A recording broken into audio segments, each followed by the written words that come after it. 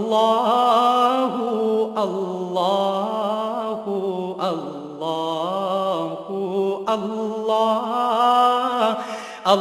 اللہ اللہ اللہ اللہ الحمد للہ رب العالمین والصلاة والسلام علی حبیبہ محمد وآلہ وصحبہ اجمعین۔ اعوذ باللہ من الشیطان الرجیم، بسم اللہ الرحمن الرحیم۔ سورہ شعراء شروع ہوتی ہے قولہ تعالی لعلک باخع نفسک الا یکونوا مؤمنین،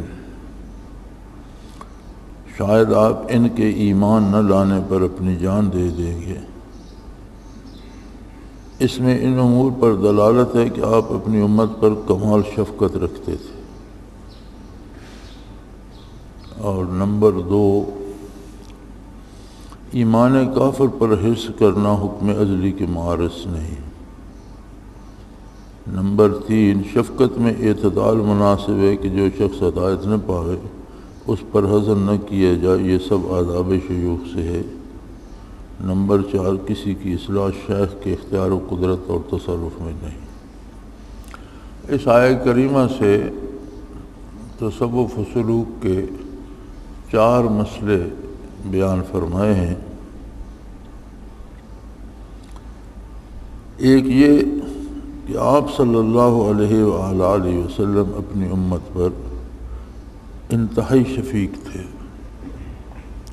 بہت زیادہ مہربان، بہت زیادہ کریم تھے، اور اس کے بے شمار واقعات ملتے ہیں۔ حضرت واشی رضی اللہ تعالی عنہ غلام تھے، اسلام نہیں لائے تھے۔ احد میں حضرت حمزہ کو نیزہ مار کر شہید کر دیا، اور نبی صلی اللہ علیہ وآلہ وسلم کو بے پناہ دکھ ہوا، لیکن جب وہ ایمان لائے تو انہیں بھی معاف فرما دیا۔ اور آپ کو اتنا دکھ ہوتا تھا کہ انہیں فرمایا کہ آج کے بعد میرے سامنے نہ ہونا، میرے پیچھے بیٹھے رہنا۔ انہیں دیکھ کر حضور کو دکھ ہوتا تھا، اپنے چچا یاد آ جاتے تھے، لیکن اس کے باوجود انہیں معاف کر دیا اور قبول فرما لیا۔ اس سے زیادہ اور شفقت کیا ہوگی؟ دوسرا مسئلہ اس میں یہ ہے کہ کافر کے لیے بھی یہ کوشش کرنا کہ اسے ایمان نصیب ہو جائے، یہ مشیت باری کے خلاف نہیں ہے۔ اگر اللہ نے اسے ایمان نہیں دینا، اس کے حالات اللہ کے ساتھ معاملات اتنے بگڑ چکے ہیں کہ اس کی قسمت میں اسلام نہیں ہے تو وہ اور بات ہے، لیکن مسلمان کو کوشش کرنے میں کوئی چیز مانے نہیں ہے کہ وہ اس کافر بھی اسلام قبول کرے۔ ہاں، اگر کفر پر مر جائے تو پھر اس کے لیے دعا کرنا جائز نہیں ہے۔ تیسری بات اس میں یہ ہے کہ شفقت میں اعتدال مناسب ہے، یعنی مہربانی تو کرے لیکن ہر چیز میں اعتدال چاہیے، حد سے زیادہ نہیں، کہ جو شخص ہدایت نہ پائے اس پر حزن نہ کیا جائے۔ اگر کسی کو یہ نعمت نصیب نہ ہو تو اس کے لیے دکھ ہی نہ ہوا جائے، اپنی کوشش کرنی چاہیے، اپنی طرف سے پہنچا دینا چاہیے، اور خلوص دل سے اور ہمدردی سے اور محبت سے پہنچانا چاہیے۔ اس کے بعد اس کے نصیب میں نہیں ہے تو وہ جانے، اس کا رب جانے۔ اور یہ سب آداب شیوخ میں سے ہے، یعنی مشائخ کے طریقے اسی طرح ہیں۔ اور چوتھا مسئلہ اس میں یہ ہے کہ کسی کی اصلاح شیخ کے اختیار و قدرت اور تصرف میں نہیں۔ کسی بھی بندے کا تائب ہونا یا اس کا نیک ہو جانا کسی شیخ یا کسی بزرگ کے اختیار میں نہیں ہے، یہ اللہ کریم کے اختیار میں ہے۔ ہر کوئی صرف کوشش کر سکتا ہے، محنت کر سکتا ہے۔ اگر اگلے کی اصلاح نہیں ہوتی تو جس نے خلوص سے محنت کی اللہ کریم اسے اس کا اپنا اجر دیں گے، لیکن کسی کے بس میں نہیں ہے کہ کسی کو بدل دے۔ قولہ تعالی ان نشاء ننزل علیہم من السماء آیات فظلت اعناقهم لها خاضعین، اگر ہم چاہیں تو ان پر آسمان سے بڑی نشانی نازل کریں، پھر ان کی گردنیں اس ایک نشانی سے پست ہو جائیں، مگر اس لیے اس شان کا نشان نازل نہیں کیا کہ حق تعالیٰ کی عادت یہ ہے کہ لوگوں کو ایمان کی طرف مضطر نہ کیا جائے۔ قذاف الروح عقل کہتا ہے کہ باطن میں تصرف کرنا ایک قسم کا الجا اور جبر ہے، اس لیے محققین اس امر ارشاد میں اس کو پسند نہیں کیا۔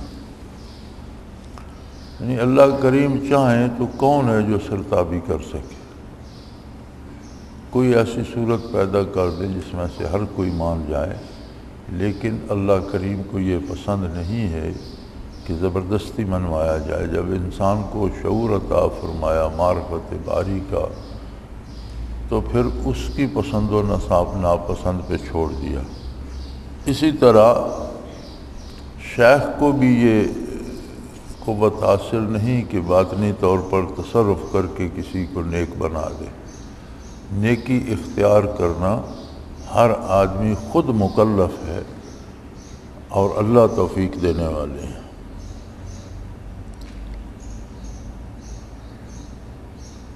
قولہ تعالی وَإِذْ نَادَىٰ رَبُّكَ مُوسَىٰ أَنِ ائْتِ الْقَوْمَ الظَّالِمِينَ إِلَىٰ آخِرِ القصہ۔ اور جب آپ کے رب نے موسیٰ کو پکارا کہ تم ان ظالم لوگوں یعنی فرعون قوم فرعون کے پاس جاؤ، اس میں اس طرف اشارہ ہے کہ امور دینیہ میں ایک دوسرے کی مدد کریں، چنانچہ ہارون علیہ السلام کو مدد کے لیے مقرر فرمایا۔ یعنی اس میں ایک مسئلہ تو یہ ہے کہ جب انہیں حکم ہوا تو انہوں نے عرض کی یا اللہ مجھے میرے بھائی سے قوت دیجئے۔ اللہ نے ہارون علیہ السلام کو بھی نبی بنا کر ہمراہ کر دیا، تو فرمایا اس میں اس طرف اشارہ ہے کہ دینی کاموں میں ایک دوسرے کی مدد کرنی چاہیے۔ دوسری بات، گمراہ کے ساتھ الزام حجت میں تلطف برتا جائے، چنانچہ موسیٰ علیہ السلام کی گفتگو سے معلوم ہوتا ہے۔ دوسری بات یہ ہے کہ کسی کی آپ اصلاح چاہتے ہیں اور وہ بندہ صحیح نہیں ہے، تو بات مزے سے کی جائے، طنز اور طعن یا سخت بات سے اس کے اور دور ہونے کا اندیشہ ہے۔ اور بنیادی بات یہ ہوتی ہے کہ جو دعوت دے رہا ہے اس کے دل میں یہ نہ ہو کہ میں بڑا پارسا ہوں اور یہ گناہ گار ہے، اس کے دل میں اس کے لیے محبت ہو کہ یہ اللہ کی مخلوق ہے، اللہ کا بندہ ہے، اللہ کے عذاب کی طرف جا رہا ہے، اگر یہ بچ جائے تو اس کا بھی بھلا ہوگا، اللہ کریم مجھے بھی اجر دے گے۔ تو اس ہمدردی سے جب بات کرے گا تو ظاہر ہے پھر بات نرمی سے کرے گا، لطف سے کرے گا، اچھے طریقے سے کرے گا۔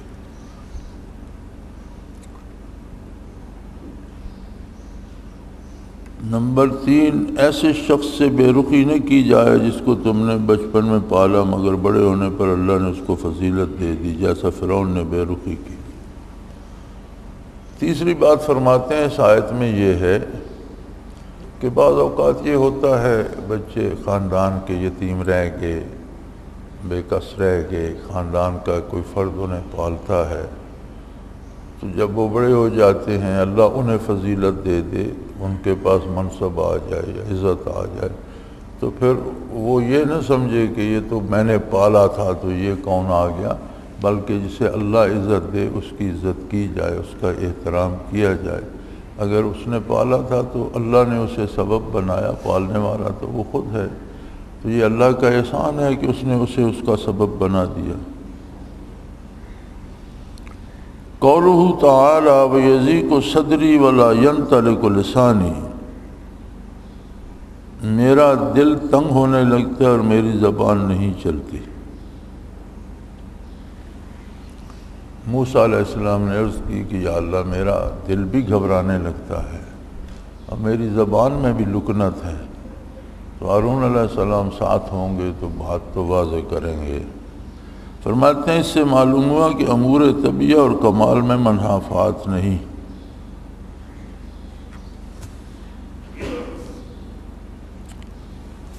یعنی فطری طور پر کسی میں کوئی فطری کمزوری ہو تو یہ روحانی کمالات کے منافی نہیں کہ کسی کی ٹانگ خراب ہے یا کسی کی زبان میں لکنت ہے یا کسی کی نظر کمزور ہے۔ فطری قدرتی طور پر جسم کی بناوٹ یا اجزاء جسمانی میں جو کمی ہوتی ہے یہ کمال کے منافی نہیں ہے۔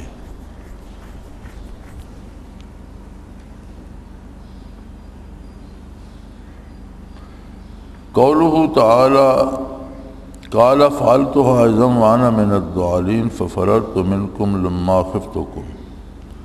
موسیٰ علیہ السلام نے جواب دیا کہ اس وقت وہ حرکت میں کر بیٹھا تھا اور مجھ سے غلطی ہو گئی تھی، پھر جب مجھ کو ڈر لگا تو میں تمہارے ہاں سے مفرور ہو گیا۔ اس سے کس قدر سادگی، بے تکلفی اور صدق ثابت ہوتا ہے کہ لوگ عادتاً اپنے خوف کو قائل ہونے کو ظاہراً نقص سمجھتے ہیں، پوشیدہ کرتے ہیں یا تعویل کرتے ہیں۔ آپ نے صاف سب اقرار کر لیا۔ یہی اخلاق ہوتے ہیں صادقین کے کہ عام آدمی زندگی میں کوئی فطری کمزوری اس میں ہو تو اسے چھپاتا ہے اور اپنے کو بہت بڑا ظاہر کرتا ہے، لیکن اللہ کے بندے اگر ان میں کوئی فطری کمزوری ہو تو اس کا اقرار کرتے ہیں، اسے خامی نہیں سمجھتے، چونکہ وجود اللہ نے دیا ہے، خصائل اللہ نے دیے ہیں، قوتیں اللہ نے دی ہیں، تو جو کچھ ہوتا ہے اس پہ قائم رہتے ہیں۔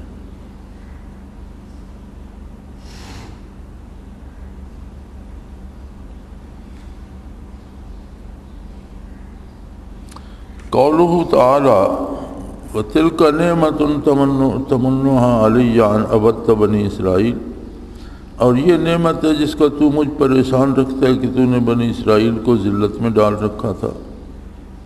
اس آیت کی دو توجیہ ہیں، ایک فرعون کے امتنان کا رد ہے اور ایک پر نعمت فرعون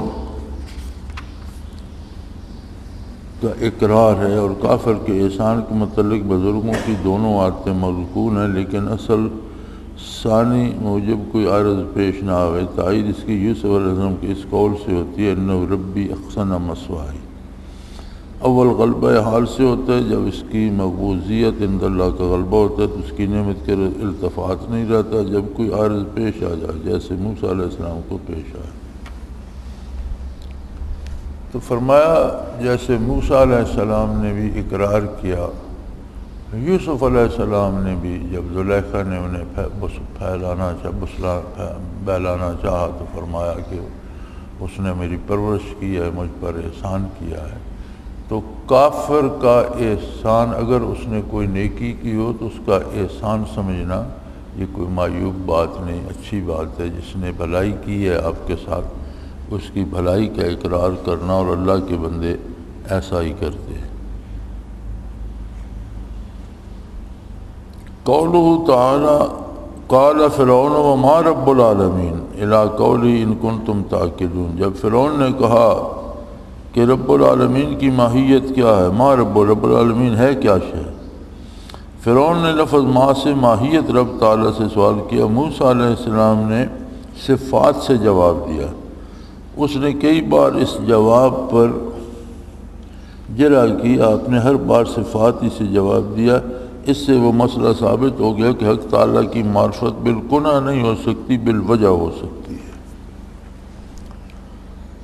جب اللہ کی رب العالمین کی طرف دعوت دی موسیٰ علیہ السلام نے تو فرعون کا سوال یہ تھا کہ ما رب العالمین، رب العالمین کیا شے ہے، اس کی ماہیت کیا ہے، اس کی ذات کیسی ہے، وہ کیا چیز ہے۔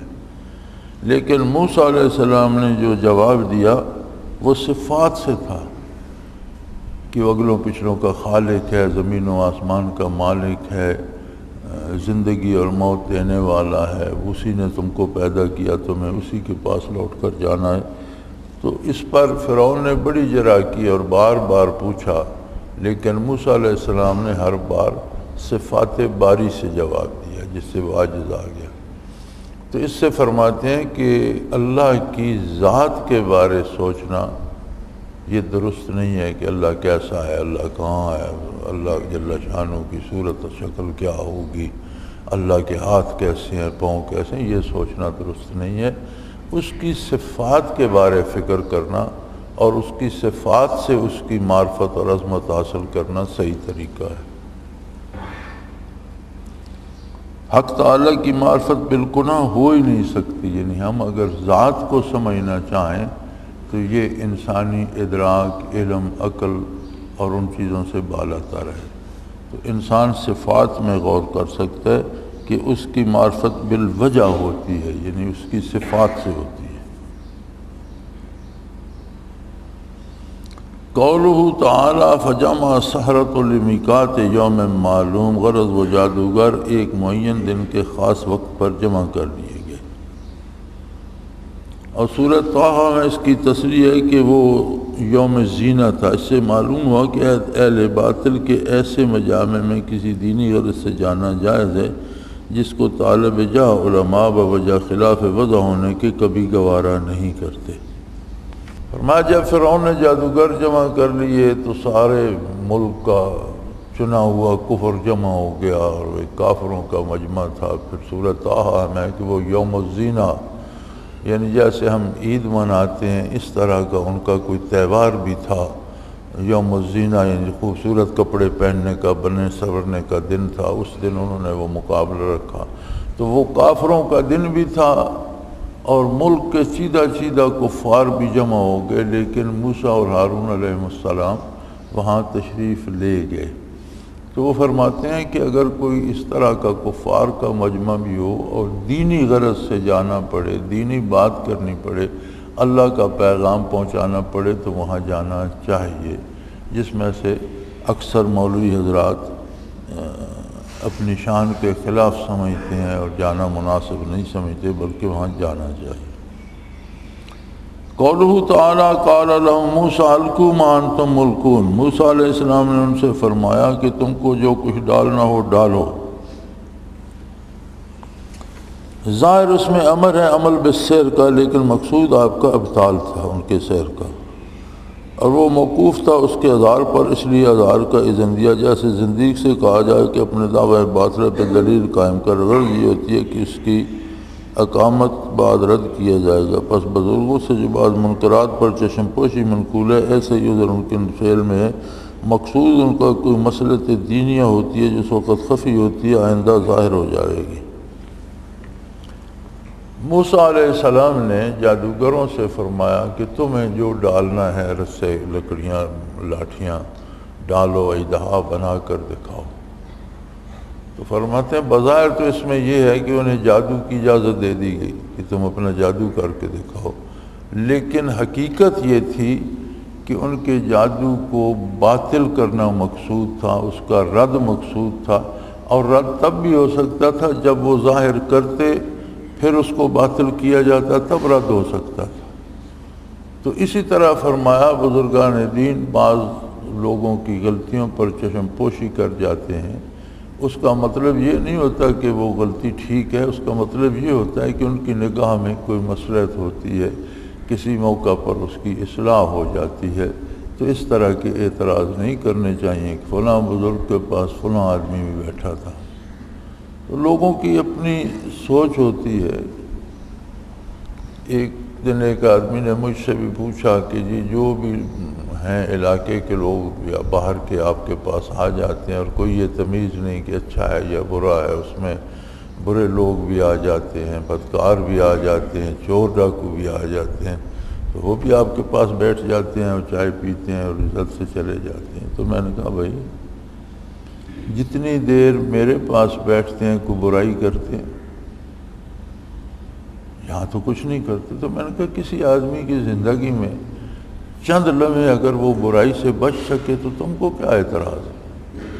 چلو وہ برا صحیح، بدکار صحیح، لیکن 15 منٹ 20 منٹ آدھا گھنٹہ 1 گھنٹہ جب یہاں بیٹھتا ہے تو اللہ کی باتیں سنتا ہے، نیکی کی بات سنتا ہے، اپنی برائی کو چھوڑ دیتا ہے کچھ دیر کے لیے، تو اللہ قادر ہے، ہو سکتا ہے اسے کوئی ادا پسند آ جائے، اس سے ہمیشہ کے لیے چھڑا دے۔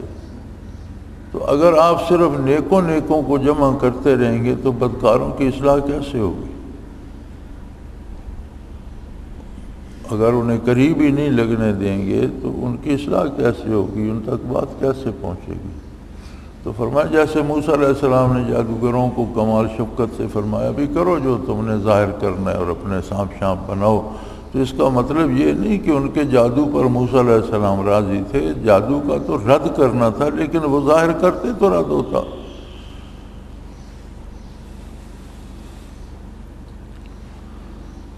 قولہ تعالیٰ قالوا لا ضیر انا الی ربنا لمنقلبون، انہوں نے جواب دیا کہ کچھ حرج نہیں، ہم اپنے مالک کے پاس جا پہنچیں گے۔ جملہ انا الی ربنا لمنقلبون علت ہے لا دائرہ کی، یعنی ہمارا تو اس میں نفع ہے، ہم اس قتل سے اپنے رب کے پاس جا پہنچے جو محب کے لیے خود مرغوب ہے، پس اس میں عدم موالات ہے قتل کی، اس طرح اشتیاق الموت بھی ہے۔ اس میں 2 چیزیں ہیں، ایک تو حضرت نے لکھ دی کہ جب بندے کو معرفت باری حاصل ہو جاتی ہے، وصول الی اللہ حاصل ہو جاتا ہے، تو خودکشی تو نہیں کرتا لیکن موت سے ڈرتا بھی نہیں۔ ساری زندگی موت کا خوف ہر بندے کا تعاقب کرتا رہتا ہے کہ میں مر نہ جاؤں، لیکن جب وصول حق ہوتا ہے تو موت بھی اس کے لیے ایک خوشی کا سبب ہوتی ہے کہ اگر موت آ گئی تو میں اللہ کی بارگاہ میں پہنچ جاؤں گا، یہ اور اچھی بات ہے۔ دوسری بات اس میں یہ بھی ہے کہ ان جادوگروں کو کس نے بتایا کہ تم مر کر اللہ کی بارگاہ میں پہنچ جاؤ گے اور وہاں تمہیں قبول بھی کر لیا جائے گا اور تمہیں جنت کی نعمتیں دی جائیں گی اور تمہارے سارے گناہ بخش دیے جائیں گے؟ دوسری جگہ انہوں نے یہ ساری تفصیل بھی کہی اور یہ بھی فخر کیا کہ ہم پہلے مسلمانوں میں سے شہید ہوں گے جو اللہ کی بارگاہ میں۔ تو یہ انہیں کس نے بتایا؟ چونکہ وہ لاٹھیاں رسیاں ڈالنے اور سانپ بنانے تک تو موسیٰ علیہ السلام کے مخالف کھڑے تھے، آپ کی تبلیغ تو انہوں نے سنی نہیں، اور پھر دور دراز شہروں سے جمع کیے گئے۔ تو یہ ہے کہ ان کے دل نے جب ایمان قبول کیا تو اتنے خلوص سے قبول کیا کہ انہیں قلب پیغمبر سے مناسبت ہو گئی، اور یہ اخروی علوم جو انہوں نے زندگی میں سیکھے نہیں تھے، بغیر زبان سے نکلے، بغیر کسی کے بتائے، قلب موسوی سے ان کے قلوب میں آ گیا، اور یہ سب سے مضبوط ذریعہ ہے علم کا، اور اسی کو علم لدنی کہتے ہیں کہ اللہ کریم اپنے کرم سے نبی کے قلب اطہر سے علوم کو ان کے قلوب میں منتقل فرما رہا ہے۔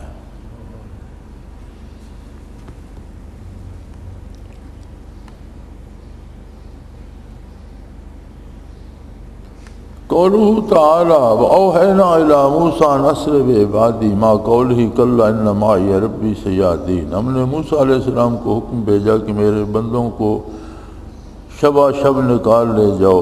ما قول موسیٰ علیہ السلام نے فرمایا کہ ہرگز نہیں، میرے ہمراہ میرا پروردگار ہے، وہ مجھ کو اس میں بھی رستہ بتا دے گا۔ اس میں مسئلہ یہ ہے کہ تدبیر و ترک تدبیر میں تعدیل چاہیے۔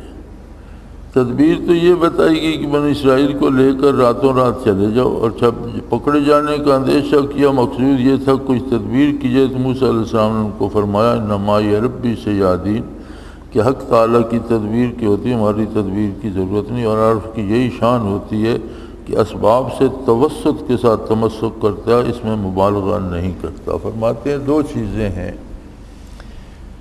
ایک ہے تدبیر اور ایک ہے اللہ پر بھروسہ کر کے کچھ بھی نہ کرنا۔ فرمایا دونوں میں اعتدال چاہیے۔ موسیٰ علیہ السلام نے تدبیر کی جہاں تک بس چلتا تھا کہ بنی اسرائیل کو لے کر راتوں رات جب قبطی اور فرعونی سو رہے ہوں، غافل ہوں، تو راتوں رات وہاں سے نکل جایا جائے۔ اللہ کا حکم یہی تھا کہ ان کو لے کر راتوں رات نکل جائیں، یہ تدبیر تھی کہ ان کو خبر نہ ہونے پائے اور نکل جائیں۔ لیکن جب کنارے سمندر جا پہنچے اور پیچھے سے فرعون اور اس کا لشکر آ گیا تو آپ کو آپ کی قوم نے بھی کہا کہ ہم تمہارے انا لمدرکون، پکڑے گئے بھائی، اب کیا ہوگا؟ آگے چھلانگ لگاتے ہیں سمندر میں ڈوب جائیں گے، سمندر میں نہیں گرتے تو فرعونی قتل کر دیں گے، تو مارے گئے، پکڑے گئے، کچھ نہ بچا۔ تو موسیٰ علیہ السلام نے فرمایا ان معی ربی سیہدین، میرا پروردگار میرے ساتھ ہے، وہ کوئی راستہ بنا دے گا۔ یہاں تدبیر نہیں ہے، اللہ پر توکل ہے۔ تو فرمایا بزرگان دین کا طریقہ یہی ہوتا ہے کہ تدبیر ضرور کرتے ہیں لیکن بھروسہ اللہ پر ہوتا ہے، ہر چیز میں اعتدال ہوتا ہے۔ تدبیر کو چھوڑ دینا بھی درست نہیں اور تدبیر پر بھروسہ کر کے بیٹھ رہنا بھی درست نہیں۔ تو اس میں اعتدال ہونا چاہیے کہ شرعاً جائز جو وسائل ہیں وہ اختیار کیے جائیں اور ان پر بھروسہ نہ کیا جائے، بھروسہ اللہ کریم پر کیا جائے کہ نتائج اللہ کی طرف سے آئیں گے۔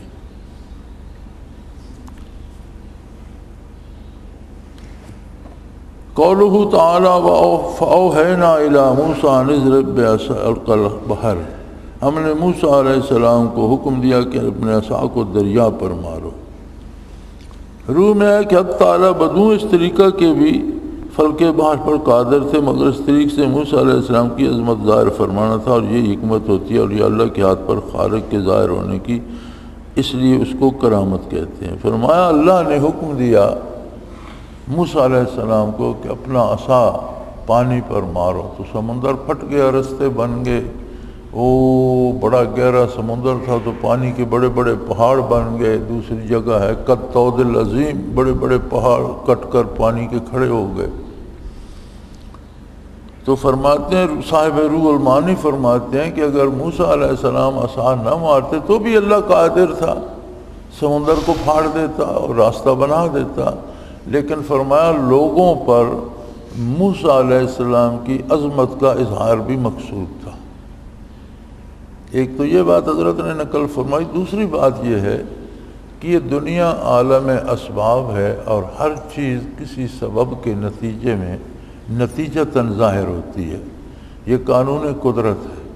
تو اللہ کریم نے خود بھی جو کام دنیا میں کیا ہے وہ قادر ہے، جب چاہے کر سکتا ہے، لیکن ہر کام کے لیے کوئی سبب ضرور بنا دیا ہے کہ قدرت اپنے بنائے ہوئے قوانین کی خلاف ورزی نہیں کرتی۔ تو یہاں سبب بھی درکار تھا، تو موسیٰ علیہ السلام کو حکم دیا کہ آپ عصا مارو، سمندر پھٹ گیا۔ اس کے بغیر بھی ہو سکتا تھا، لیکن قانون فطرت یہ تھا کہ کوئی سبب ہونا چاہیے۔ اور دوسرا جو حضرت نے لکھا کہ موسیٰ علیہ السلام کی بزرگی بھی لوگوں پر ظاہر کرنا مطلوب تھی، اور فرماتے ہیں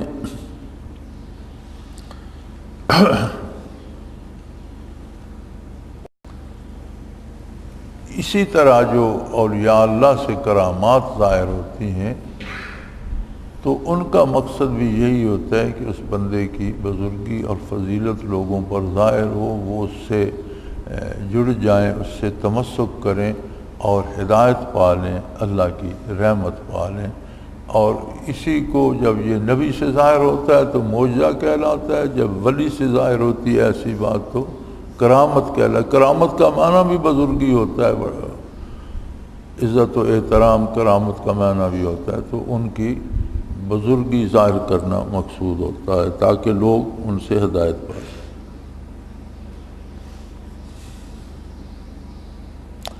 قولہ تعالیٰ فَهُوَ يَهْدِينِ وَالَّذِي هُوَ يُطْعِمُنِي وَيَسْقِينِ فِيهِ مِنَ اچھا یہ دیکھ فَهُوَ يَهْدِينِ وَالَّذِي هُوَ يُطْعِمُنِي وَيَسْقِينِ، پھر وہی مجھ کو رہنمائی کرتا ہے جو مجھ کو کھلاتا پلاتا ہے۔ اس میں ادب اور عبدیت کا پورا اظہار ہے کہ ابراہیم علیہ السلام نے یہ بتا دیا کہ جس طرح دینی نعمت یعنی ہدایت کی مجھ کو احتیاج ہے، اسی طرح دنیا نعمت کھانے پینے کی بھی احتیاج ہے، بخلاف جاہل مدیان زہد کے کو دینی نعمتوں سے کی تحقیر کرتے ہیں اور اس سے اپنا استغنا ظاہر کرتے ہیں۔ فرمایا ابراہیم علیہ السلام نے جب بات کی قوم سے تو انہوں نے فرمایا کہ میں اس کی عبادت کروں گا اور وہی اللہ مجھ کو ہدایت دے گا،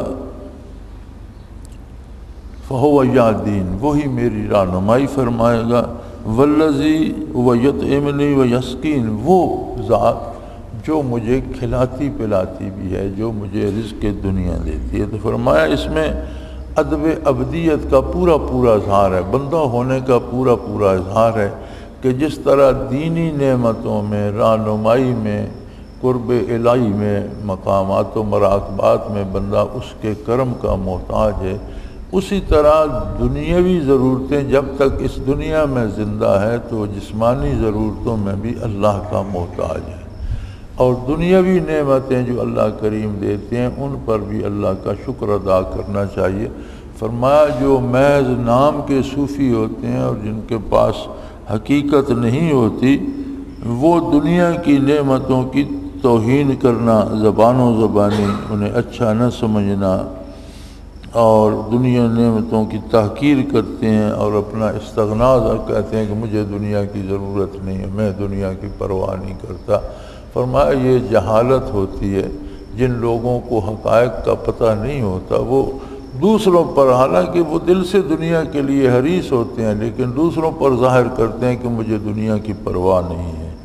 ایسی بات نہیں ہے، بندہ دین میں بھی اللہ کا محتاج ہے اور جتنی ہدایت دے الحمدللہ، دنیا میں بھی اس کا محتاج ہے اور جتنی دنیاوی نعمتیں دے حلال اور جائز طریقے سے وہ بھی اللہ کا شکر ادا کرنا چاہیے۔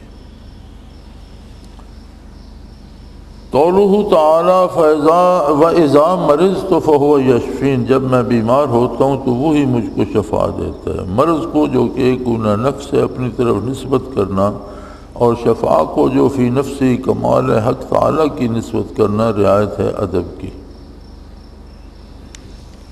یعنی مرض جو کمزوری ہے اسے اپنی طرف منسوب کیا، اذا مرض تو جب میں بیمار ہوتا ہوں، اور شفا جو کمال ہے اسے اللہ کی طرف منسوب کیا، فہو یشفین، وہ مجھے شفا دیتا ہے۔ تو یہ کمال ادب ہے کہ اہل اللہ میں یہ کمال ادب پایا جاتا ہے کہ کوئی کمزوری ہو تو اسے اپنی طرف منسوب کرتے ہیں کہ مجھ سے خطا ہوئی، اور کوئی کمال ہو تو اسے اللہ کی طرف منسوب کرتے ہیں، جبکہ دنیا دار اس کے الٹ کرتا ہے۔ کوئی کمال ہو تو کہتا ہے یہ میں نے کر لیا، اور کہیں قصور ہو جائے تو کہتا ہے اللہ کی مرضی، تقدیر ایسی ہوگی۔ یعنی یہ عجیب معاملہ ہے کہ جسے معرفت حق نصیب نہیں ہوتی، وہ کوئی نقصان ہو جائے، کوئی قصور ہو جائے، کوئی غلطی ہو جائے، کہیں کوئی بندہ گر جائے، کوئی مکان گر جائے تو کہتا ہے بس یہ اللہ نے ایسا کر دیا۔ یعنی جو خرابی ہوتی ہے اسے اللہ کی طرف کرتا ہے، اور اگر کوئی اچھا کام ہو جائے، کہیں سے آمدن آ جائے، کوئی بیمار ٹھیک ہو جائے، کوئی اچھا مکان تو کہتا ہے یہ میرا کمال ہے، یہ میں نے بنایا۔ فرمایا اللہ کے بندے کمال کو اللہ کی طرف منسوب کرتے ہیں، اگر کوئی بہتری ہو جائے تو کہتے ہیں اللہ کا احسان ہے، اگر کوئی نقصان ہو جائے تو کہتے ہیں یہ میری غلطی ہے، مجھ سے قصور ہوا، اللہ مجھے معاف فرمائے۔ جیسے ابراہیم علیہ السلام نے فرمایا فَإِذَا مَرِضْتُ فَهُوَ يَشْفِينِ، جب میں بیمار ہوتا ہوں تو بیماری چونکہ نقص ہے، کمزوری ہے، اسے اپنی طرف منسوب فرمایا۔ فَهُوَ يَشْفِينِ، شفا وہ دیتا ہے، شفا چونکہ کمال ہے تو کمال کو اللہ کی طرف منسوب۔ قولہ تعالیٰ وَالَّذِي أَطْمَعُ أَن يَغْفِرَ لِي خَطِيئَتِي يَوْمَ الدِّينِ، اور جس سے مجھے یہ امید ہے کہ میری غلط کاری کو قیامت کے روز معاف کر دے گا۔ اس میں دو ادب ہیں، ایک اپنی اجتہادی غلطی کو سمجھنا اور اس کو خطیہ فرمانا، دوسرا مغفرت کا لفظاً جزم نہ کرنا تاکہ اللہ پر کسی امر کا واجب نہ ہونا ظاہر ہو۔ فرمایا اس میں دو چیزیں ہیں کہ اولی العزم رسول ہیں، صاحب کتاب ہیں، خلیل اللہ ہیں،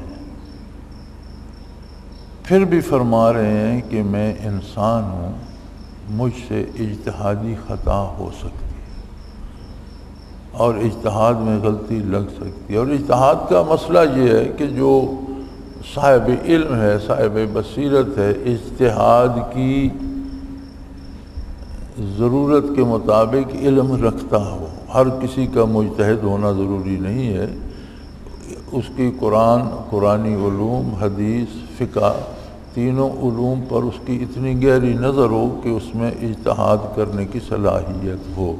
تو جب وہ خلوص سے اجتہاد کرتا ہے تو اگر اس کا اجتہاد صحیح ہے تو اسے 2 گنا اجر ملتا ہے، لیکن اگر اجتہاد میں غلطی کر جائے تو پھر بھی 1 گنا اجر اس کو اللہ عطا فرماتے ہیں۔ لیکن یہ اللہ کے خلیل ہیں، اولی العزم رسول ہیں، تو فرما رہے ہیں کہ اجتہاد میں بھی خطا ہو جائے تو پھر وہ میری خطا ہے، وہ غلطی ہے۔ انتہائی کمال ادب ہے کہ جو شرعی قانون کے مطابق خطا نہیں ہے اسے بھی خطا تسلیم کر رہے ہیں۔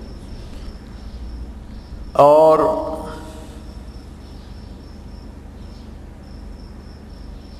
دوسری یہ فرمایا کہ امید رکھتا ہوں کہ وہ مجھے قیامت کے دن معاف فرما، والذی اطمع، میں توقع رکھتا ہوں، امید رکھتا ہوں، مجھے یہ پوری امید ہے۔ تو فرمایا یہاں مغفرت کا لازمی ہونا قرار نہیں دیا کہ اللہ ضرور مجھے معاف کر دیں گے۔ اللہ پر کوئی شخص کوئی چیز لازم نہیں کر سکتا، اس سے امید رکھ سکتا ہے۔ کوئی شخص یہ دعویٰ نہیں کر سکتا کہ یہ اللہ کو ضرور، جیسے جاہل کہتے ہیں کہ میں دعا کروں گا تو یہ سے یہ ہو جائے گا۔ کوئی اللہ کسی کا پابند نہیں ہے، دعا بھی ایک درخواست ہوتی ہے، حکم نہیں ہوتی۔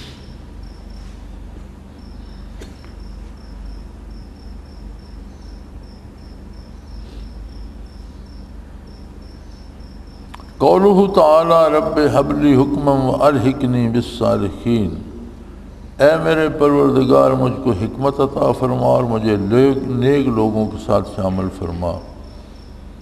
پہلا جملہ قوت علمیہ کی طرف اور دوسرا جملہ قوت عملیہ کی طرف اشارہ کرتا ہے، اور یہ دونوں آپ کو حاصل تھے۔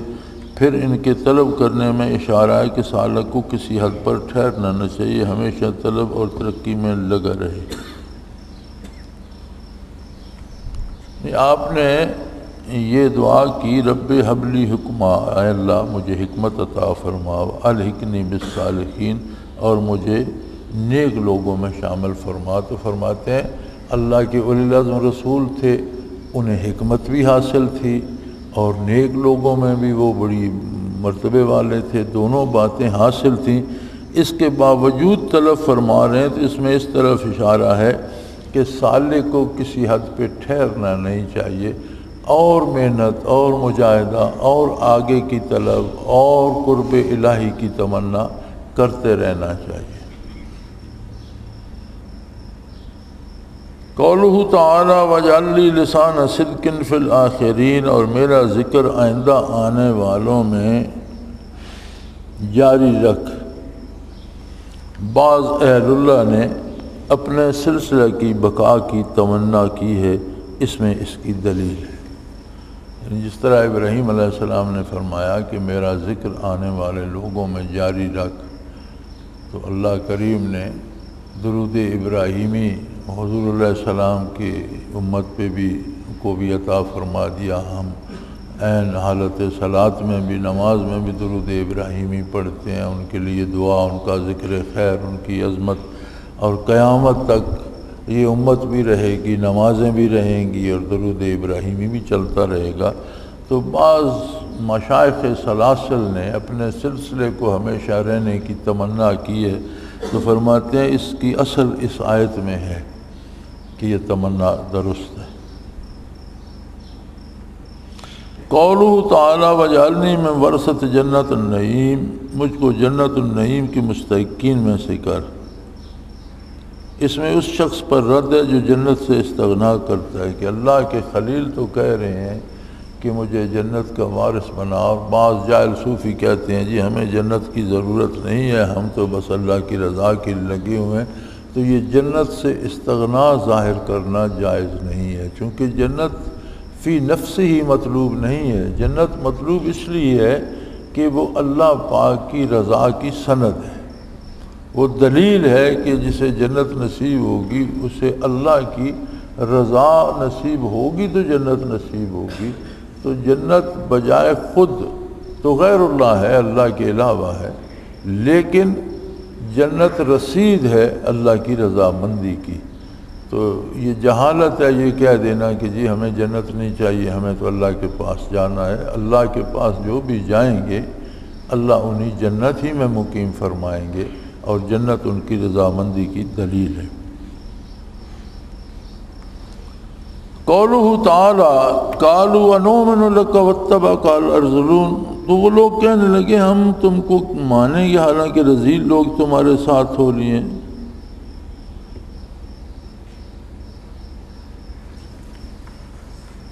کفار نے کہا کہ آپ کو ماننے والے تو گاؤں کے غریب اور کمی کمین اور کمزور لوگ ہیں، تو ہم بڑے چودھری، بڑے خان، بڑے ملک، ہم بڑے مالدار، بڑے صاحب عظمت اور بڑے عہدے رکھنے والے لوگ ہیں، تو ان غریبوں اور کمزور لوگوں اور کمی کمین کے ساتھ ہم بیٹھ جائیں اور آپ کو مان لیں، ہم آپ کو نہیں مانیں گے۔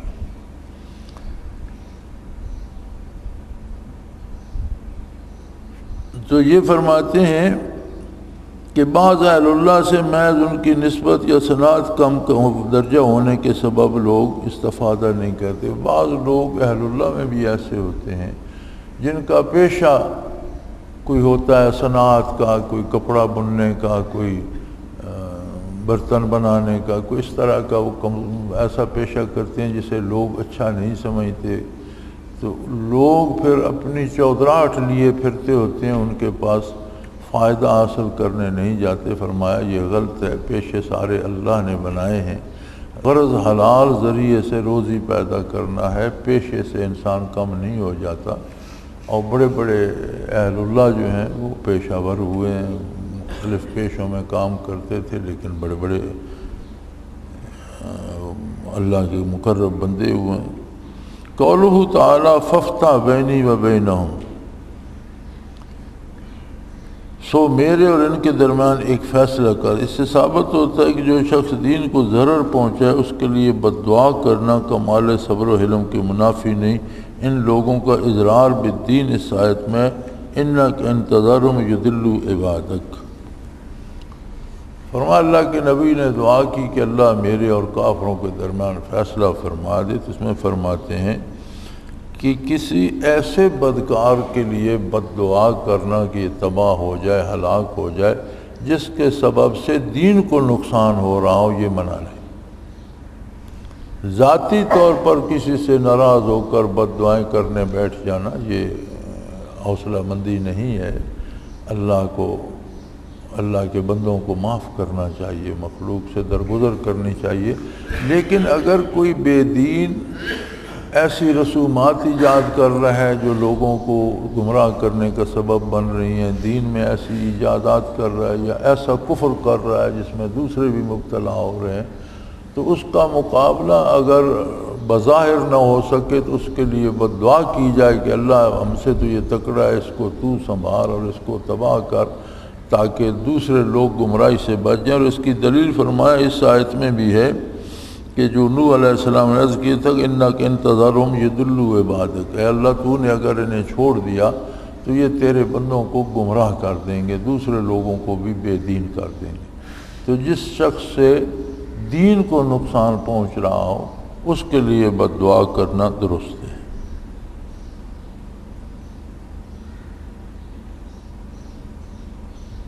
قولہ تعالی تبنون بکل ریح آیۃ تعبثون، تم ہر اونچے مقام پر یادگار بناتے ہو جس کو محض فضول بناتے ہو۔ اس میں عبث کی مذمت صریح ہے، خواہ قول ہو یا فعل۔ یہ ایک قوم تھی،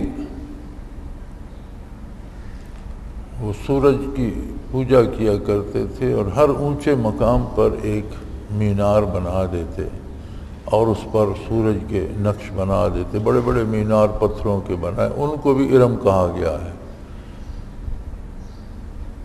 ایک ارم ہے، آدھے ارم جو ایک کا مطلب ہے وہ جو باغات میں جو طوفان آیا تھا اور سیلاب آیا تھا اور بند ٹوٹے تھے اور قوم غرق ہوئی تھی، اس عاد کو بھی عاد ارم کہتے ہیں، سیلاب والی عاد۔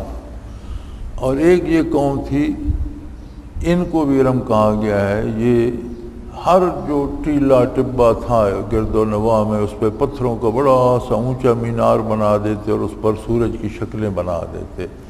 تو اس پر رد کیا اللہ نے کہ تم ہر اونچی جگہ پر کوئی یادگار بنا دیتے جو محض فضول ہے، جس کا نہ تو کوئی دنیاوی فائدہ ہے کسی کو، اور دین میں تو خود وہ نقصان دہ ہے کہ گمراہ کرتی ہے۔ تو فرماتے ہیں کہ اس میں جو کام فضول ہو، جس کا کوئی فائدہ دینی نہ ہو، جو اللہ اور اللہ کے رسول کی رضا کے لیے نہ ہو، ابس ہو، خواہ وہ قول ہو یا فعل ہو، بات ہو یا کام ہو، تو دونوں کی مذمت فرمائی گئی ہے کہ کوئی فضول کام نہیں کرنا چاہیے جس سے اللہ کی مخلوق کو فائدہ نہ ہو اور دین کا فائدہ نہ ہو۔ کوئی ایسی بات نہیں کرنی چاہیے جس کا کوئی نتیجہ نہ ہو، جس سے کوئی فائدہ حاصل نہ ہو۔ قولہ تعالی وتتخذون مصانع لعلکم تخلدون، بڑے بڑے محل بناتے ہو جیسے دنیا میں تم کو ہمیشہ رہنے، باوجود ان کو خلود کی امید نہ تھی، مگر جو ان کو عمل اس شخص کے عمل کی مشابہت ہے جو خلود کی امید رکھتا ہو، اس لیے مطمع خلود ثابت فرمائی۔ اس بنا پر جو شخص کافروں کا کام کرے اس کو صوفیہ کے کلام میں کافر کہہ دیا جاتا ہے، اور حدیث میں بھی کثرت موجود ہے۔ فرمایا آیت ہے قرآن کریم کی کہ بڑے بڑے محل بناتے ہو کروڑوں روپے خرچ کر کے، ایسے جیسے تمہیں یہ امید ہو کہ تم ہمیشہ یہیں رہو گے، حالانکہ تمہیں تو کل مر جانا ہے۔ تو فرماتے ہیں کہ ان کو بھی پتہ تھا ہمیں مر جانا ہے، لیکن کام ایسا کرتے تھے جس سے یہ پتہ چلتا تھا کہ شاید انہیں موت کا خوف نہیں ہے، ان کا خیال ہے کہ ہمیشہ یہیں رہیں گے۔ تو فرماتے ہیں اس لیے جو شخص کافروں جیسا کام کرے، جیسے حضور صلی اللہ علیہ وسلم نے فرمایا من ترک الصلاۃ متعمدا فقد کفر، تو اس کا سادہ ترجمہ عام زبان میں تو یہ کیا گیا کہ جس نے جان بوجھ کر نماز چھوڑ دی وہ کافر ہو گیا۔ علماء فرماتے ہیں یہ ترجمہ صحیح نہیں ہے اس کا، بلکہ اس کا ترجمہ صحیح یہ ہے کہ حضور نے جیسے فرمایا کہ جس نے نماز جان بوجھ کر چھوڑ دی اس نے کافروں جیسا کام کیا، یعنی یہ کافر کی خصوصیت ہے کہ وہ نماز نہیں پڑھتا، تو اس نے کافروں جیسا کام کیا۔ تو فرمایا اسی طرح جو شخص کافروں جیسے کام کرتا ہے عملی زندگی میں، تو بعض صوفیہ اسے شدت میں کافر کہہ دیتے ہیں۔ تو فرمایا اور حدیث میں بھی اس کی وجہ سے میں نے ابھی عرض کیا من ترک الصلاۃ فقد کفر و کما قال رسول اللہ صلی اللہ علیہ وسلم کہ حدیث شریف میں بھی اس کی سند ملتی ہے، اور ایسا کہہ دینا ان کے درد دل کی وجہ سے ہوتا ہے، وہ اس کو کافر نہیں دیکھنا چاہتے ہوتے، اس لیے اس کو متنبہ کرتے ہیں اس کام کی شدت سے کہ اس سے باز آ جاؤ۔ قولہ تعالی وَإِذَا بَطَشْتُمْ بَطَشْتُمْ جَبَّارِينَ، جب کسی پر دار و گیر کرنے لگتے ہو تو بہت جابر بن کر کرتے ہو۔ روح میں ہے یعنی جس میں نہ رحم ہو، نہ تعذیب کا قصد ہو، نہ انجام پر نظر ہو۔ اس سے معلوم ہوا کہ بطش میں یہ امور ہوں، اصلاح ہے، منافی طریق نہیں۔ فرمایا کسی پر ایسی گرفت کرنا کہ جس میں رحم کا جذبہ بھی نہ ہو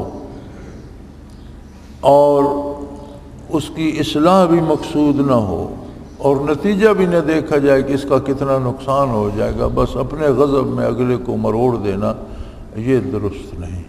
ہاں کسی کو جھڑکنا، تنبیہ کرنا، سزا دینا جس سے مقصد اس کی اصلاح ہو اور جس کا نتیجہ امید ہو کہ بہتر ہوگا، اس کی اصلاح ہو جائے گی، وہ درست۔ قولہ تعالی فاصبحوا نادمین فاخذهم العذاب، پھر پشیمان ہوئے اور عذاب نے ان کو آ لیا۔ اس ندامت کے نافع نہ ہونے کی وجہ یہ تھی کہ انہوں نے اپنے فعل کی تلافی ایمان سے نہیں کی۔ اس سے معلوم ہوا کہ توبہ میں ندامت طبیعہ کافی نہیں، ندامت عقلیہ چاہیے۔ یعنی وہ نادم تو ہوئے لیکن عذاب نے ان کو آ لیا، تو فرماتے ہیں جب نادم ہوئے تو الندم توبہ، ندامت توبہ ہے، تو جب نادم ہوئے توبہ ہو گئے تو پھر ان کو عذاب نے کیوں آ لیا؟ فرماتے ہیں اس سے ظاہر ہوتا ہے کہ پشیمان تو ہوئے لیکن فطری طور پر، جیسے انسان فطری طور پر گھبرا جاتا ہے کہ مجھ سے یہ غلطی ہو گئی، توبہ کے لیے عقلی سوچ سمجھ کر پشیمان ہونا جو ہے وہ مطلوب ہے، کہ دل سے، ارادے سے، دماغ سے بات کو سمجھ کر، کام کو سمجھ کر اپنا قصور اور غلطی تسلیم کرے۔ ایک تو فطری طور پہ ہوتا ہے کہ آدمی سے غلطی ہو گئی تو اسے پشیمانی ہوتی ہے، وہ توبہ نہیں ہے، بلکہ توبہ کے لیے ندامت عقلیہ چاہیے، یعنی سوچ سمجھ کر اپنے عقل، اپنے اختیار سے نادم ہو، اور یہ توبہ ہے، اس سے عذاب ٹل سکتا ہے۔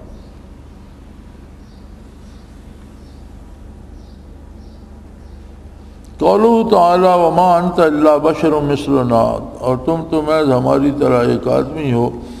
اس طرح بعض جعلا منکرین اولیاء اللہ کو ان کے لوازم بشریہ طبیعت پر حقیر سمجھتے ہیں۔ فرمایا جس طرح کافر انبیاء کو کہتے تھے کہ تم بھی تو عام ہماری طرح ایک آدمی ہو، کھاتے پیتے ہو، چلتے پھرتے ہو، لباس پہنتے ہو، بیوی بچے ہیں، تم میں کیا خصوصیت ہے کہ تم نبی ہو؟ فرمایا اسی طرح جو حلا اہل اللہ کی برکات سے محروم رہتے ہیں اور انہیں اپنے جیسا ہی ایک آدمی سمجھتے ہیں، ان کے کمال کی تحقیق نہیں کرتے کہ ان کے پاس کیا کمال ہے یا کیا نعمت ہے جو حاصل کی جا سکتی ہے۔ قولہ تعالی فاسقط علینا کسفا، ہم پر آسمان کا کوئی ٹکڑا گرا دو۔ اس میں بعض جو اللہ کا کسی بزرگ کے انکار کے بعد وبال نازل نہ ہونے سے اپنے افکار کبھی نہ ہونے پر استدلال کرتے ہیں۔ اور جس طرح کافر کہتے تھے ابھی ہیں اور ہم نہیں مانتے تو ہم پر آسمان کا کوئی ٹکڑا گرا دو، تو آج تک آسمان تو ٹوٹ کر گرا نہیں۔ اسی طرح بعض جاہل اہل اللہ کی مخالفت کرتے ہیں اور ان پر کچھ عرصہ کوئی مصیبت نہیں آتی تو اپنے آپ کو حق پر سمجھنے لگ جاتے ہیں، اگر کہ واقعی ولی اللہ ہوتا تو ہم پر کوئی مصیبت آتی۔ فرمایا یہ جہالت ہے۔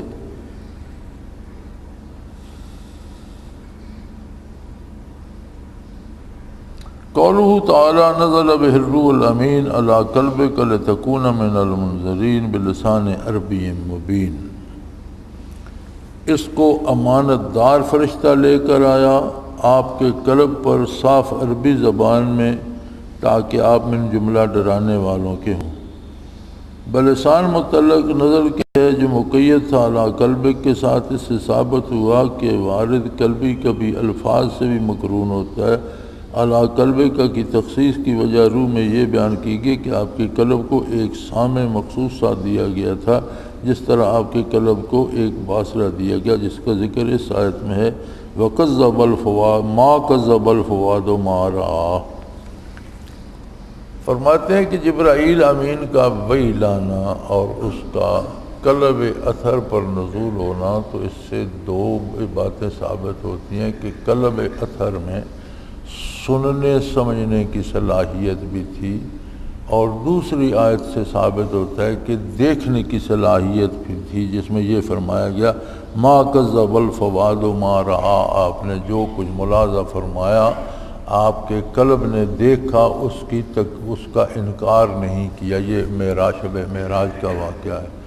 تو فرمایا قلب اطہر کو سننے کی قوت بھی تھی، دیکھنے کی قوت بھی تھی۔